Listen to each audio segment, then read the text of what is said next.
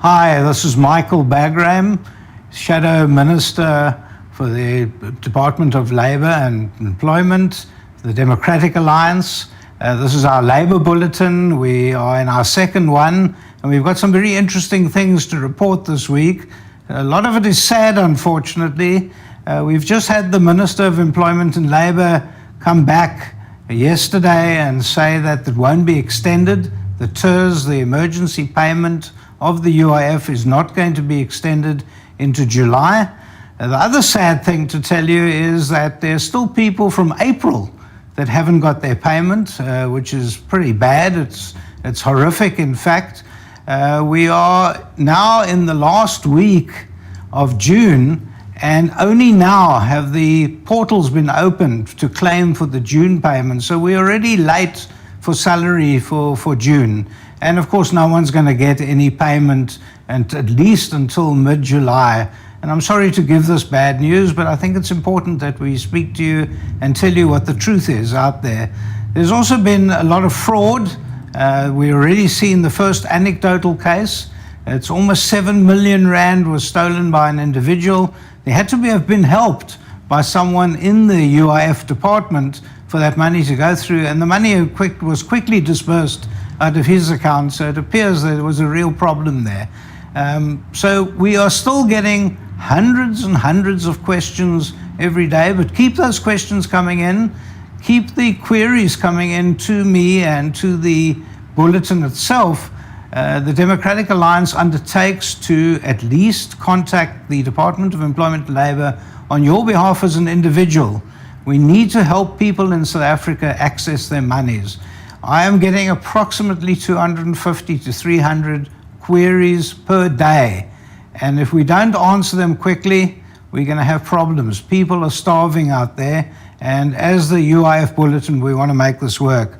We did get some interesting questions. I'm going to just choose, because we don't have much time, I'm going to just choose 4 of them today.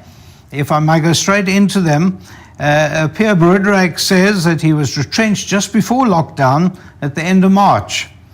And he put in a claim for the UIF e-filing. He hasn't been paid, and he's been told to keep coming back, and it says it's been sent to the assessor. These strange messages we get from the UIF. And Pierre, I understand that 3 months later you haven't been paid. Well, we will follow up on your behalf, because you're entitled to your payment. You were retrenched. And as we go into the retrenchment mode in the country, Treasury have told us 3 to 7 million extra people will be retrenched. So Pierre, unfortunately, you're with others in this exercise. We must make it work. You're entitled to your payment, and I personally will follow up with the Commissioner for you. We have another one who is a foreign national. Now, foreign nationals have been a real problem because the department, for some reason or other, is now having to check with Home Affairs as to whether your work permit is correct. Home Affairs is inefficient. Department of Employment and Labour is inefficient. You've got 2 inefficient departments speaking to each other. Well, you can expect inefficiency.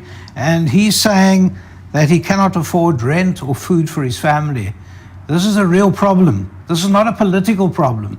This is a human problem, a human rights problem, and our government has caused it. We will follow up for you as well.